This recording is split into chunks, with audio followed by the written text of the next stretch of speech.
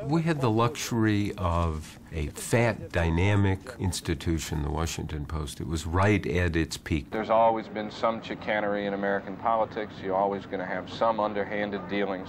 Nothing comparable to this. It ended up that Woodward and Bernstein ushered in a new era of journalism that opened up the White House in a way that would have made LBJ and JFK and FDR very uncomfortable. Marcus, everyone asks the question, could the Post do a story like Watergate or do Watergate now? What's your...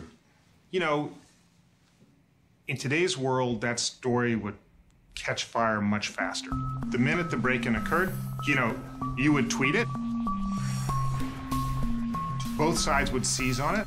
It's an election campaign. It would be, you know, they would be using it immediately as fodder for both sides in the battle. Everybody would chase it. I mean, there would be bloggers, and as a result, it would be much harder to do what you did, probably, because there would be they would clamp down much faster. It's a great question, how Watergate might unfold in the current news environment.